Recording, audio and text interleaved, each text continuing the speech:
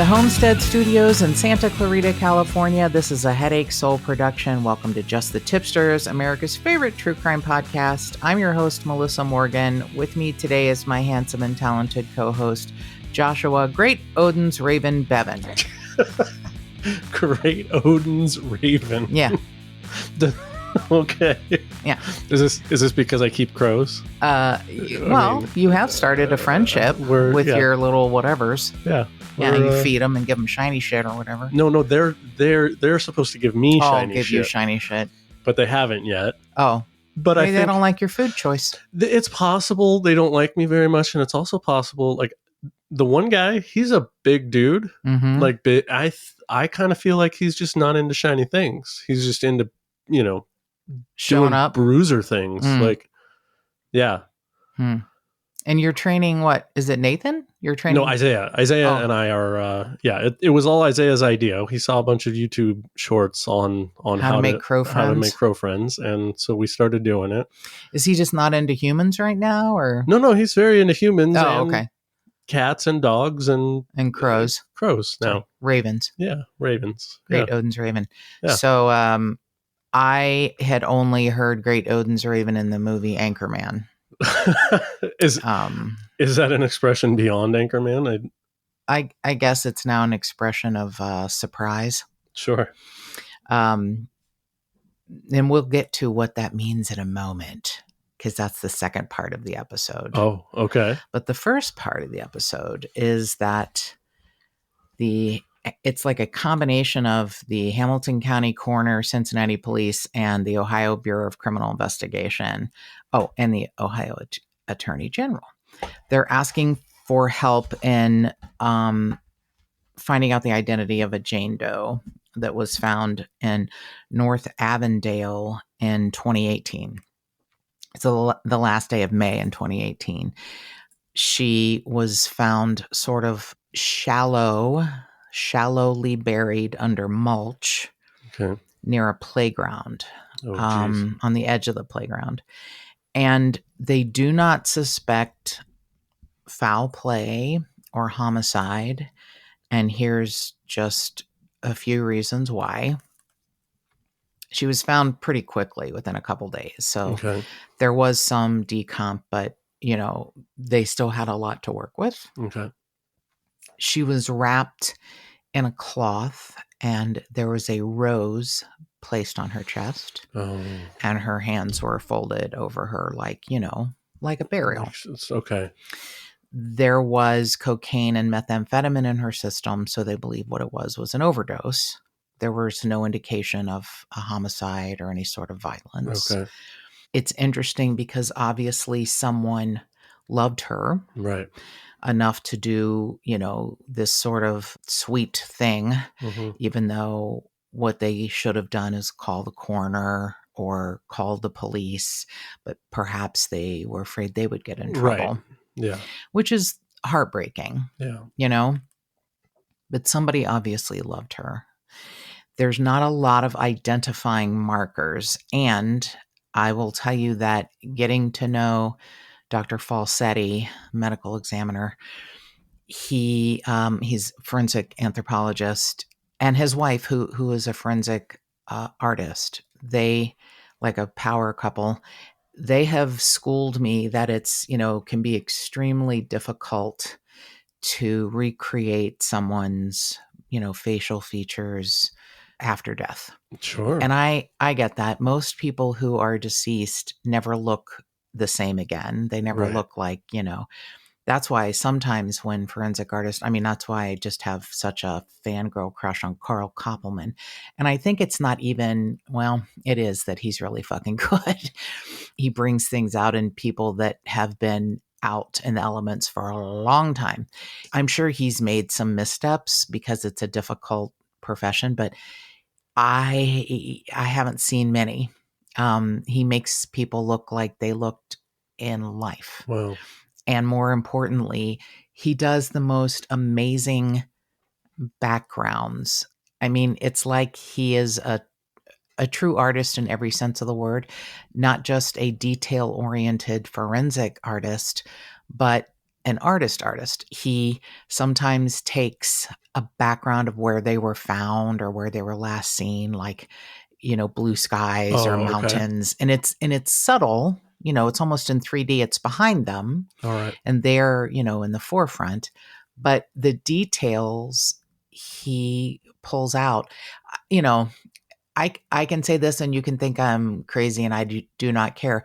It's almost like he's an open channel and he's getting messages from maybe, realms we're not in touch with. Sure. Because, he would never say, oh, I'm psychic. But there's something when he takes on a case, there's something that he pulls out that is so, it's just unique. Every artist has their own unique signature, but you can look at, the only thing I can think to as an example, and it's, not the best one, but anytime I hear the beginning of a Dire Straits song, I'm like, that's Mark Knopfler. Sure. It's a unique sound, right? Yeah. So anytime you see a Carl Koppelman, you're like, that's Carl Koppelman. As soon as you see it, there's just no other artist who does what he does. Right. And it's not, believe me, I've spent way too much time looking at his work. It's not anything that is, would be difficult to replicate, but it is uniquely his work. Got it.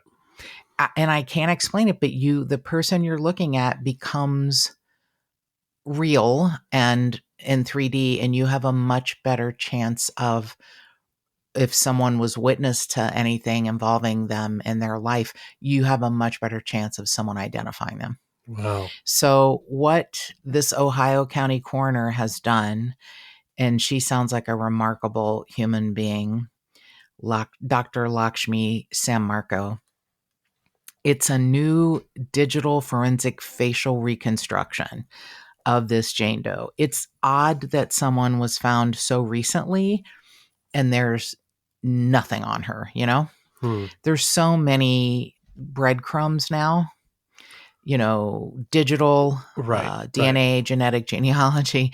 There's lots of things that can help. So, here we are 5 years later and they are, look, we're still stumped. We're asking for help. So that's why we're talking about this case. I understand it's difficult to talk about a case and you can't see what I'm talking about, but I'm going to put a press conference and they did an amazing job. I'm going to put pictures up. And sometimes I try and sometimes it doesn't work because of my unique ability to fuck up all things digital. But I'm going to try really hard to put them up, along with the episode. And I will definitely put it on our social media so you can see it there on all the social media platforms. So they have done about 5 or 6 different pictures of her with different hairstyles. I think they just want people to have as much information as they can. Like maybe she wore her hair like this. Maybe she wore it down. Gotcha. Maybe she had the bangs to the side. Maybe she had the bangs over the forehead. It's really painstaking what they've done to create these pictures. Plus this, I showed Joshua the picture of the 3D model. That's amazing. It is. Down to like specific lines and wrinkles, on her face. And it is a really difficult thing to do. So the details they've gotten are beautiful. They're like, this may have been what she looked like.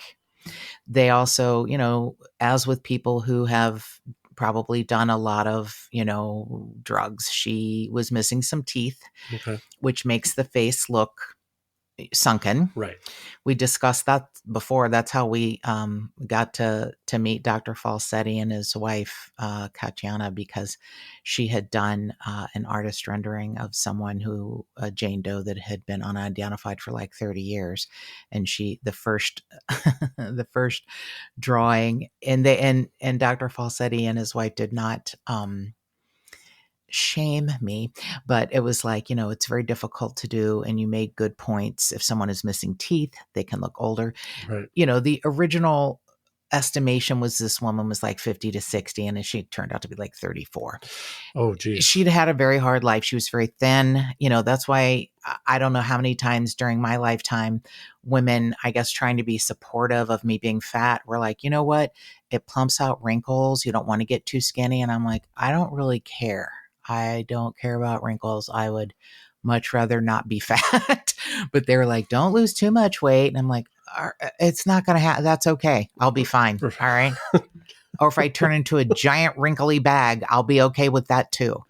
Yeah, it's interesting. So if you're really thin and if you do a lot of, hard living, you look substantially older. Okay. So that's, one of the things about this woman it's the wide range is like, oh boy.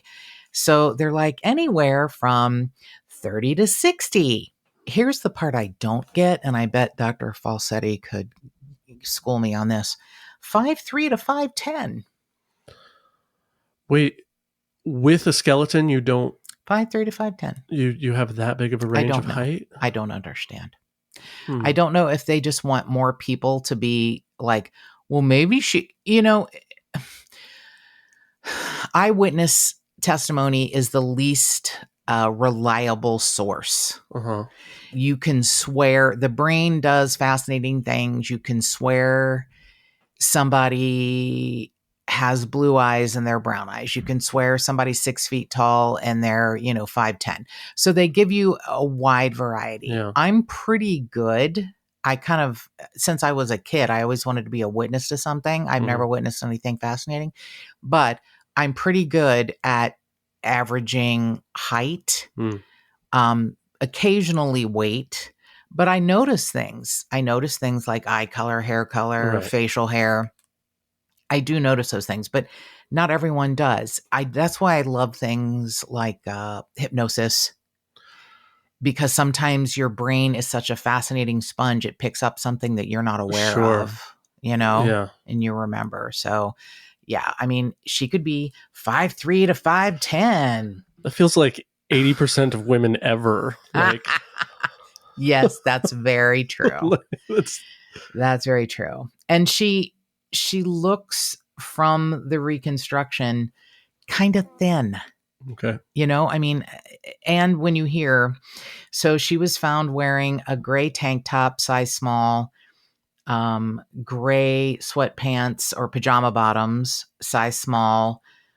She had no tattoos or substantial or prominent scars. There's one thing that is interesting. On the back tag of the pajama pants is the name Schrader, Schrader. I don't know how common that is in Cincinnati, but it is a German sounding name. I'm sure they've probably started with people in the area named Schrader to see if anyone, recognizes her.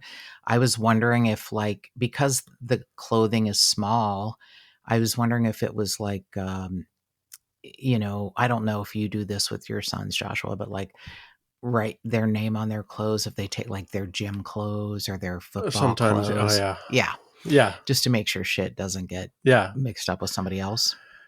Yeah. And actually, Wesley got a couple of his shorts and a shirt got snagged this season. So we decided, okay, we're writing your name on everything next season. Oh, okay. I thought you were going to say he came home wearing somebody else's pants. No, somebody borrowed his shirt. He loaned it to him, like physically said, oh my gosh, I don't have a shirt today. Do you have a spare? Wesley was so generous and said, yeah, here, I do have a spare. Go ahead.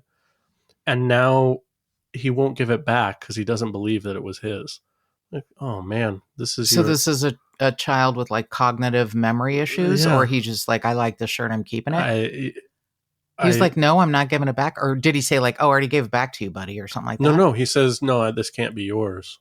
Why? What was his reasoning? He doesn't believe that it's his, and I'm like, and I like this is the lesson that Wesley gets to learn. I'm sitting back here going, all right, well, maybe you don't freely loan your stuff. Maybe you cut back the generosity a little bit, and it's a crappy lesson, but it is a crappy lesson. But getting getting through this world, I think, maybe cut it back just a bit. Is he still friends with this kid?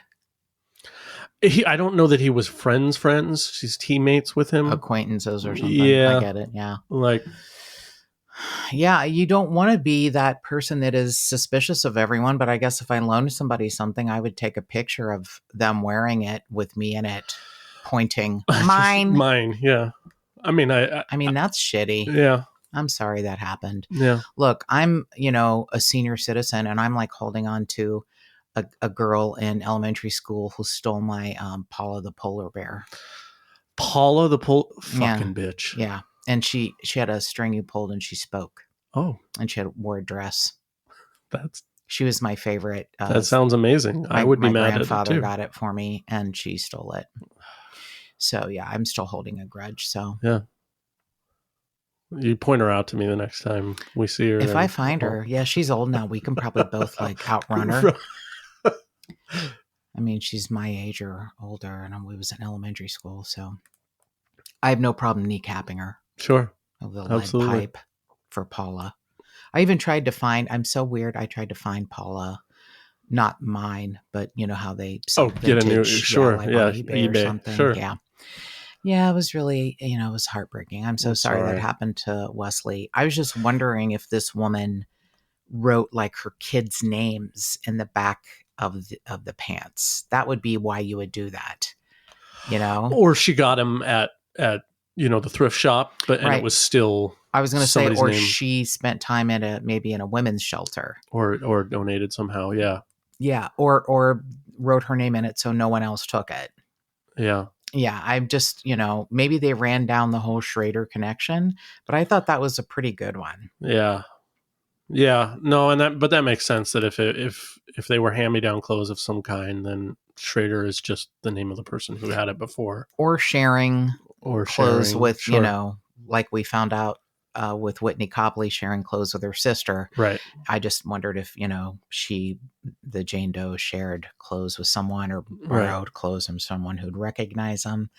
There's just so little information. The details they've added, though, are very sweet, just in case they are like habitual things someone might remember. Okay. She had 2 clips in her hair that are hairstylist type clips. And I know what that means because I've purchased them to hold my hair back, like when I'm putting makeup on or washing my face. They're unique. Oh, it's a clip that hairstylists would use. Yeah, you would, and you wouldn't necessarily wear them. You would, yes, and you wouldn't get them like at Target. You'd get them at like a beauty supply company. Okay, I got you. Yeah, they're specific kind of clips, and I'm not sure if they have pictures. If they do, I'll post those too, because they did a phenomenal presentation with their press conference. They showed everything they could. They showed a close-up of the tag that says Schrader, and Schrader isn't like Smith. It's a little longer, and it's in black, like black Sharpie. And it's, they did a close up and you can tell it's not that it wasn't legible, but they had to work. Oh, okay. Cause like the last R at the end is a little blurry, but then you're like, oh, there it is. Yeah. Got it. Yeah. They've done some really good work enhancing what they have. And the other, little habitual thing that might be a habit is that she had 3 on her right wrist, 3 ponytail holders. Like, Oh, the rubber band. Yeah. Ponytail. Gotcha. Yeah. So she had 3 on her wrist, which that's why I think they did these different versions of her hair, because potentially she wore her hair up. Her hair was long and brown. They are assuming, I don't know after how many days your eyes you can't tell the color. She was not, buried in mulch that long, but they're assuming the eyes are brown. Gotcha. They believe she's white or could potentially be biracial. Okay. But the pictures and the that they have, kind of done, and the 3D rendering, she does look white.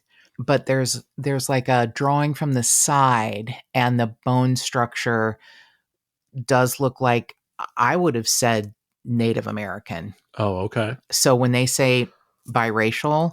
Maybe they mean she's part white, part Native American, Okay. part white, part black, part white, part Hispanic. But there's definitely interesting from the side. Her jawline is very interesting Okay. looking. So when you see the pictures and the presentation that they did, I think you'll understand. She definitely looks white to me, and the hair looks straight, but it's so fascinating. It's like, could she have worn her hair in a low ponytail? Could she have worn her hair in a high ponytail? Could she have? I mean, it's so amazing that they've done it so many different ways so that you can see, Okay. her in every way she could have worn her hair, which I think is Sure. really smart. Yeah. Because even if you know someone and they wear their hair the same way, we're all pretty habitual. And if you wear your hair the same way all the time, you think of that person like that. And then you see him with a different hair and you're like, oh, it didn't dawn on me. It could be that person. Right. I just think they've done like kind of a brilliant job. So I will post these pictures if you live in the Cincinnati area and have any idea of who this is. You have a couple of different places to call. You can find all sorts of stuff on WLWT. I think that's Channel 5, the Fox Channel 19. You can find it in most any of the journalistic endeavors in the Cincinnati area and Hamilton County, WHIO TV, WHIO radio. You can find a lot of stuff about this Jane Doe who was found at the end of May of 2018.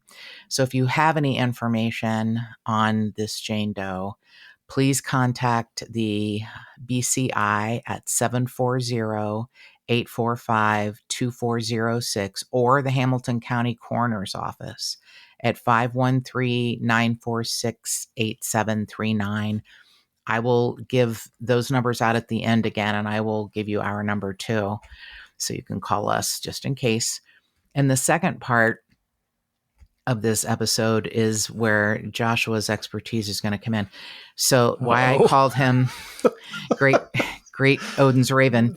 And I know if you live in the area, you're going to know what I'm talking about. So Richard Allen, the alleged murderer of Abby and Libby in Delphi, Indiana, has had a real tumultuous time since his arrest in the fall of 2022. Took 5 years, 5.5 actually, before they made an arrest. And he was, by all accounts, living in plain sight in a small town. Okay. And they, looked the country over for someone. And their original theory that it was someone local, it comes back to that. He was a shift supervisor, kind of a backup pharmacy tech at the local CVS. If you got your prescriptions there, you knew him, saw him. Okay. Every person who worked with him was like, he was the nicest person. He was a hard worker, always willing to pitch in and help. When we got a truck to unload, he was the first one out on the dock. Wow. I know.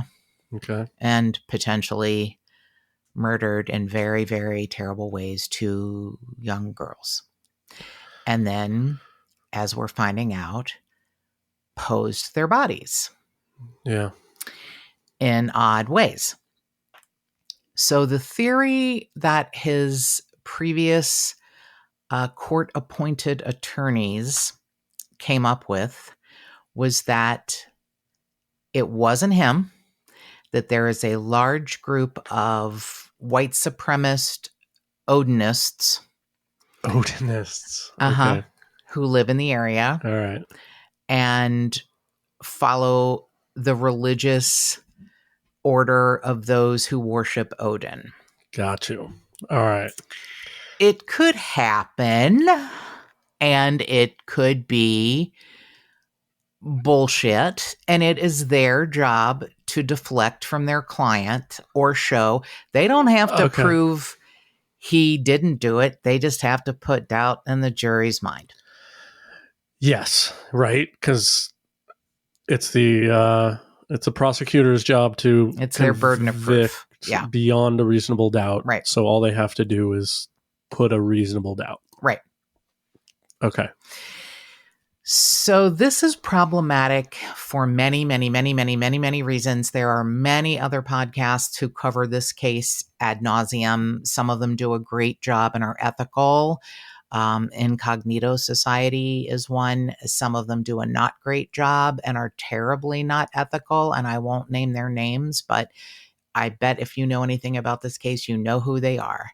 And they have gotten information they probably should not have, and they have reported things they probably shouldn't have had access to. And I, never ever really want to talk about this case. It has had documentaries on Oxygen and on the ID network. It's a big case for a lot of people, and especially in the area. The part I'm finding so fascinating, and even this just literally happened a few hours ago today. Richard Allen's attorneys asked the Indiana Supreme Court to remove the judge and reinstate them. To remove the special judge. The special judge and Francis Gull, who dismissed them. Oh, who dismissed the attorneys. Mm-hmm. Okay, so why did he dismiss these attorneys? He is a she. Oh, I'm sorry. That's okay. Judge Francis Gull. If Francis is a unisex name. Sure. I don't think they call her Frank. I think it's Francis. Okay. Sorry. I honestly just wish I knew more, but I thought what I read, she was doing a good job. It's a terribly difficult case. It's a terribly difficult case. It has been dissected, all of these years by armchair detectives, by cops. I think there were 40 jurisdictions or agencies working on this case at one point. 40. Wow. Like FBI up to, probably secret societies or something. Wow. So problematic in that there is some usable, workable evidence tying him there to the scene. Mm-hmm. He has confessed twice on the phone. Wow. Okay. Once to his wife, once to his mother. He has exhibited extreme mental issues. I'm going to show Joshua a picture. He was extremely overweight, and now I'd like you to look at him. Oh, geez. He is gaunt. Yeah. Like possibly lost 80 or 90 pounds. Okay. In the year he's been in a year. Mm-hmm. Oh my gosh. He would not eat, or if he got information delivered to him by the corrections officers from his attorney, he would eat the paper. Oh my gosh. Yeah, this is a problematic case. Okay. That's just the surface level. Okay. He's exhibited lots of mental health issues. They have asked for a change of venue as far as where he's being held, asked for a change of venue because he couldn't get a fair trial in the area. Right. He, I guess, waived his right for a speedy trial. It was supposed to start in January of 2024, but then after his court-appointed attorneys were removed by the special judge, it's now October of 2024. Wow. So what came out today is that his new attorneys, Mark Lehman and Kara Schaefer-Weinecke, filed a brief to ensure that going forward, Richard Allen receives his fundamental right to counsel. They ask that the special judge, Francis Gull, be removed and that his former attorneys be reinstated and set a trial date within 70 days after the decision is made. Wow. Okay. I know. So his former attorney, I'm going to say this. This is, I feel like such a fraud talking about this case because I just don't know enough, but I'm going to tell you what I know, what I know. And there are people that know what type of paper Richard Allen ate and can comb through his shit. You know what I mean? Gosh, There's okay. people that know everything, and I don't. I'm going to guess it was 20-pound bond. But anyway, I don't have proof of that. So his original court-appointed attorneys, Andrew Baldwin and Bradley Rossi, were, with the district attorney's office, public defender's office. And this is my opinion only. I'm just giving you my opinion. They seem like competent attorneys who are also slightly on the edge of being ambulance chasers. To come up with a 136-page, document saying that your client is innocent because corrections officers, sheriff's deputies, a large underground group of Odinists, each missing an eye with a raven on each shoulder, that tells the future and who's coming at you. They're the ones that assassinated, sacrificed Abby and Libby, and then pushed it off on this poor dumb guy from CVS. Okay. I get it. You have to put forth something. If there's so much hatred for your client because of what happened, you right. got to put forth something. I feel like this was a little much. And that's why the judge said, you guys are over the top. We need new counsel. Is that? Yes. Okay. On October 31st, Frances Gall said to Richard Allen, "I cannot and will not allow these attorneys to represent you." She then disqualified them, even though they're pro bono.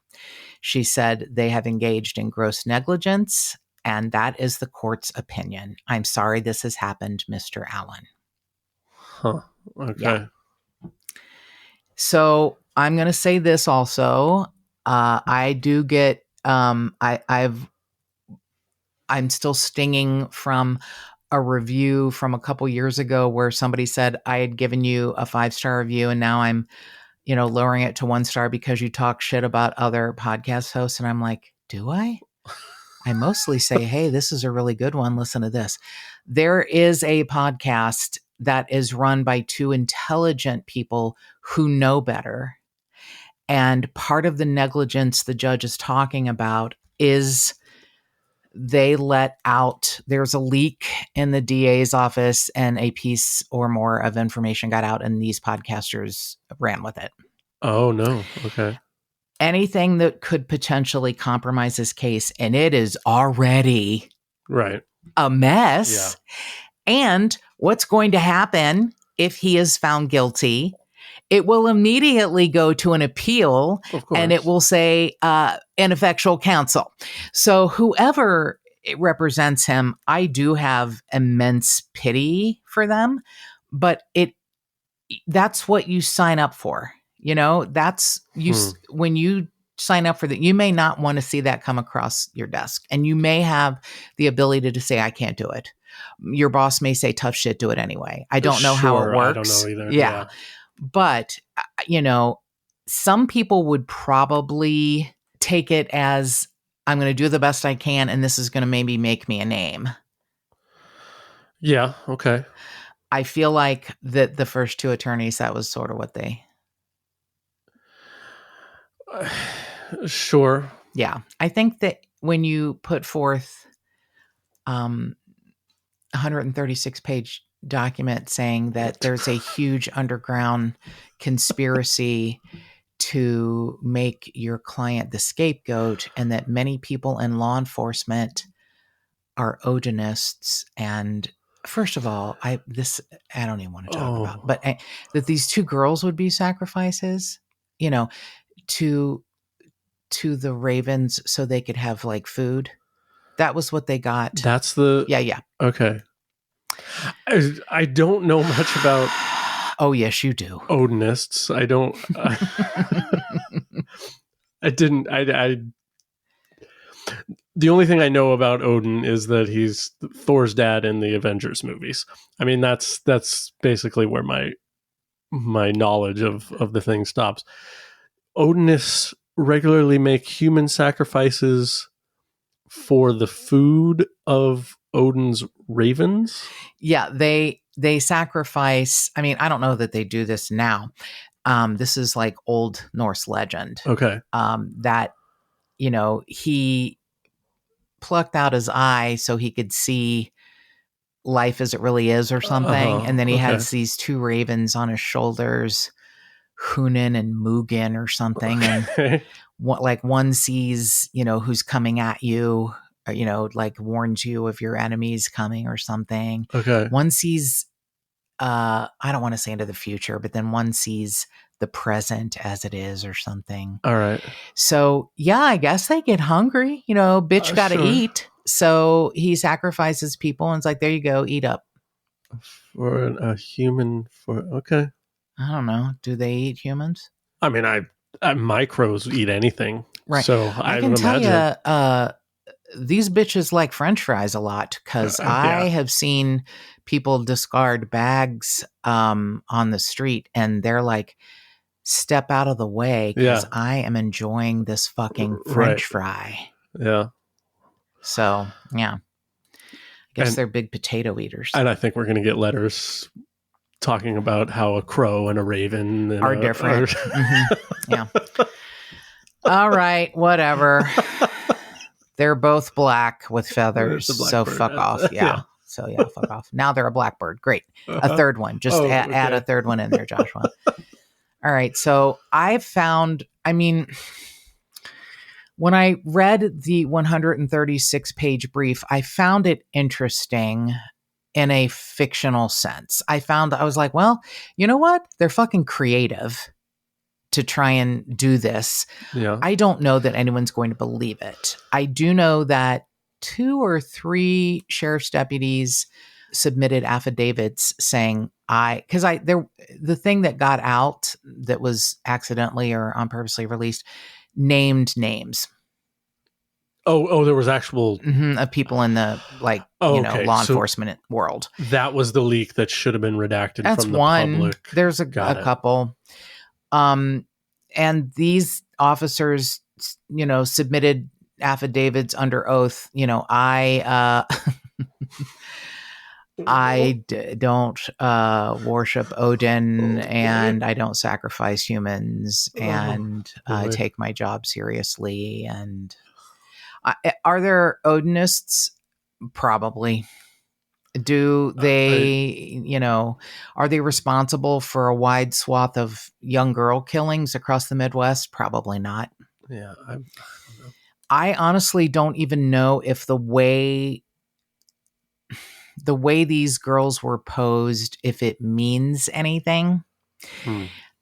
They were posed. Okay. One was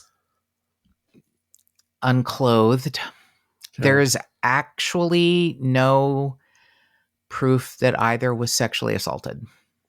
Oh, okay. Which is the shocking part to me, because you would think that's what they were. Right. 2 14-year-old girls who were lured to an area to do terrible things. So, like posed, arms in a different way, legs in a different way, sticks on their head to look like antlers. Oh, wow.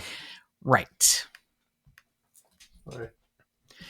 That's why I think people were like, oh, this is definitely a cult thing. Right. And I'm just going to say this. I don't think I'm letting too much out of the bag. There was, at the end of last year, a lot of scuttlebutt that the Bill and Peggy Stevenson case in Northern Kentucky was related to the girls in Delphi. Right. And there does not appear to be any connection. What could be considered something that they wanted to look at is that both were probably staged to look like something they weren't. Oh, okay. Bill and Peggy, their bodies were staged in a way that law enforcement is saying, hey, help us, killer or killers. We don't know what your message is. Oh. It was staged to look like something, and no one can figure it out, including Huh. many brilliant people who are great at cult and signature killings in the VDOC Society. Got it. Yeah, it has been examined by experts, and they're like, look, if this is somebody trying to send a message, it might be a first time person and their message isn't clear. Okay. Right? We don't need more killings though to make it more clear. Right. Yeah. Yeah. And that's the whole point. That's Yeah. probably personal and not, Got it. So Libby and Abby, probably not known to their killer before. Okay. But staged to look like something, and nobody knows what it is. But these attorneys saying, hey, there's a bunch of people in this area in central Indiana who are Odinists, and they probably did this, and they're trying to push it off on, they planted evidence to make it look like it was, poor Richard Allen. Yeah. Yeah. Right. And I guess it comes back to, you're right. That's their job, is to try to put forth some sort of doubt. I feel like they went above and beyond. But yeah. Above and beyond. I'm with you. Yeah. So, I don't, the fact that this just happened today is pretty fascinating, that, his, he has 2 new attorneys from the public defender's office. And then these 2 attorneys are civil attorneys that are working pro bono. He didn't pay them, to get the special judge removed. And honestly, I thought she did a good job. I don't know that she should have gone as far as to say, you've been represented by, it's been a terrible miscarriage of justice to have these 2 attorneys have a leak in their office. Sure. And let things out and try and put doubt on your involvement by saying it's a large conspiracy of people in law enforcement. Right. Yeah. I thought she was doing a good job. I'll just be honest. Are these guys working other cases too? I mean, if they're in the imagine public defender's office, have they screwed up before? Are they? I see what weird? you're saying. Have they done things in the past? I don't know. That's a great question. Are they doing their jobs just fine, and then now I they're will tell you, and now they've lost their shit? Oh my gosh, I got to scramble. I will tell you, hearing their 2 names at the beginning, I thought, oh, he has adequate counsel. Okay. Everything I'd heard and read about these guys were like, okay, like you don't hear too much great stuff and you don't hear too much shitty stuff. It's like, okay, these are guys in the middle who were probably wanting to make their name, and this is a big ass case. I hadn't heard anything bad about either. Okay. And believe me, again, there's so many people obsessed with this case. If either one of them had a parking ticket, we would know. Oh yeah. Okay. So I thought, you know what? He's probably got 2 good guys. Yeah. When the brief came out, I thought, are they insane? And then I tried to step back. Okay, I guess they're doing their job, but this is this is a little bit crazy, Yeah. Yeah.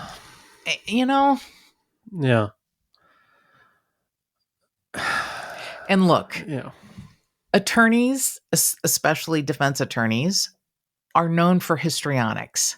Sure. Like, what do you do to make it look like your client, you like throw a flashbang and then run in the other direction? Yeah. Like, look over here. I get it. But I think it's fascinating that these 2 civil attorneys are like, we need to get the judge dismissed and bring back these 2 crackpots. And maybe Richard Allen is like, okay, maybe this is my only option. Maybe this is something that will help. I don't know. I wish I knew more. Yeah. But he has obviously given them permission to file, to say, hey, Right. we need to get this woman removed and he needs, within 70 days. That's a difference. He had waived the right to a speedy trial. And now he's, yeah. But I don't know how clear his mental health is. And I don't care. Right. But I absolutely want him to have adequate counsel, yeah. guilty or not. Yeah, everyone deserves adequate counsel. Absolutely. I mean, that's the way that our system is supposed to go. Right. You're not guilty, and I mean you're assumed not guilty until you're proven. Right. Do you think, I mean, I try to understand, we've all seen television shows where someone under 13 or 14 hours of questioning has admitted to something they haven't done. Sure. 6 or 7 months later, in a phone conversation that is taped because you're in jail and it says everywhere, hey, you're being taped. This is all recorded. Would you confess to 2 different people?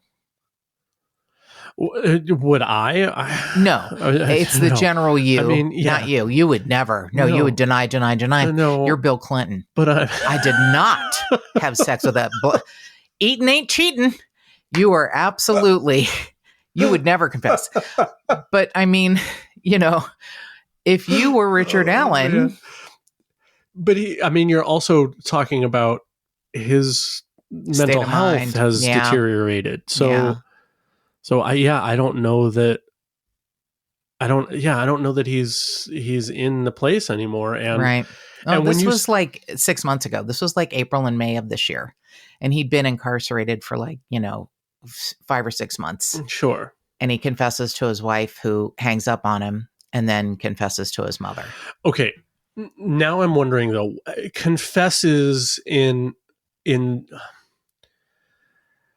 Okay, go back to the assumption of innocence. Mm-hmm. Talk about a guy who's this upstanding guy who's a hard worker and all of a sudden gets, roped into something that he didn't do. Maybe he was on a hike that day, so he happened to be in the area. Somehow he's connected to certain bits of evidence, but he had nothing to do with the thing, right?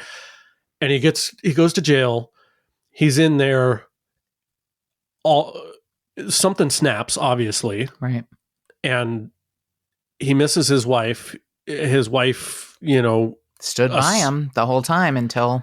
And then he calls her and says, oh my gosh, I miss you so much. Like, how did that conversation go is what I'm wondering. I don't know. Like, I haven't heard. I don't know that they've released that transcript. Like, it could be that he said, oh, I'm going to confess now that I did it. Or it could just be something he said in the conversation. Like, I deserve to be here or something. Yeah, right? Like, I don't know. I don't have the exact quotes. I don't know that they've released that. Right. I mean, here he is, this, homeowner, family man, has a daughter similar aged as the 2 girls. Yeah. Quiet, like you said, hard worker, had a good reputation. I don't know. I mean, there was one incident in 2018 where the police were called because of a domestic violence call from his wife. Yeah. She did not press charges, I guess. And I don't know what happened. She drove him to the emergency room. Oh. But she was the one who'd called. I guess maybe she thought she had to defend herself. I believe he was known to be a drinker. I don't know, an excessive drinker. I don't know if maybe, sometimes people who alcohol doesn't go well in their body. They have like one beer and they lose their shit. Sure. So yeah, I don't know. But I think to call something a confession, it has to be specific wording.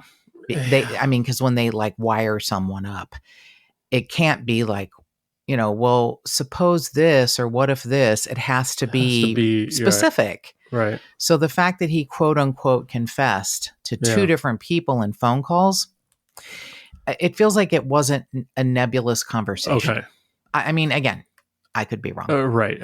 And since this is all just brand new, it's just another piece of this crazy ass case and this crazy puzzle.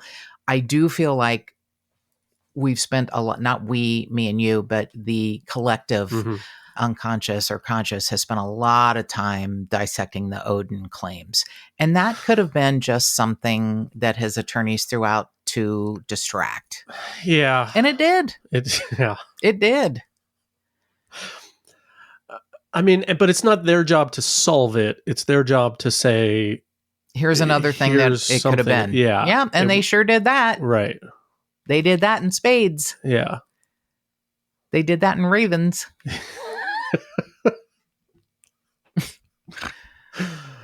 Yeah. Okay. Yeah, I know. I know. All right. So, I mean, this is obviously unfolding and we don't have all the answers yet, but I did find it fascinating that, you know, 2 civil attorneys are working pro bono. Like, look, she needs to be replaced. And I honestly don't think she's the problem. I do not think Judge Gull is the problem. But hey, again, I feel like I wish I could speak, you know, more intelligently. And you can find so much information about this case if you're really interested.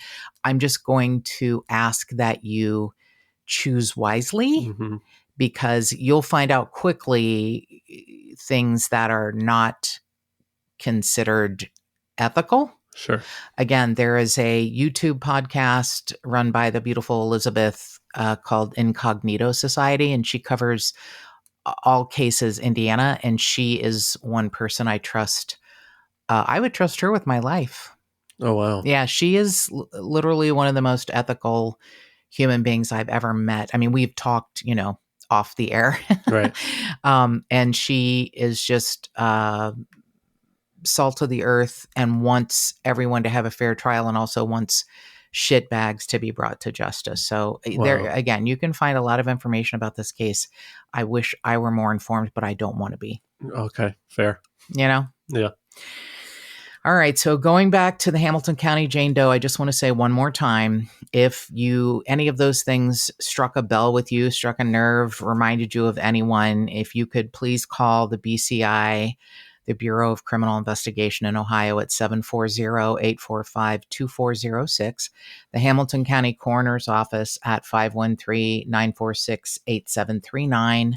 You can always call us at 832-Tipster. That's 832-847-7837.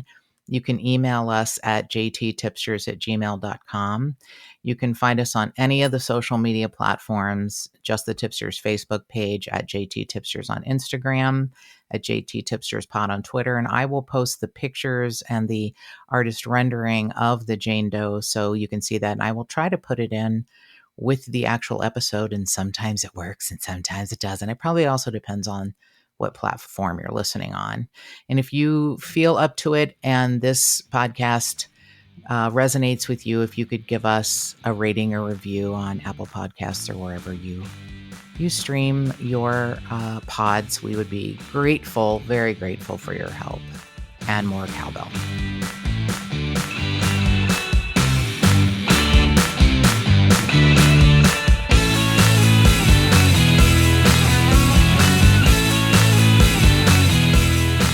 If you would like to support this podcast and get early access and other cool murderous swag, go to patreon.com/justthetipsters.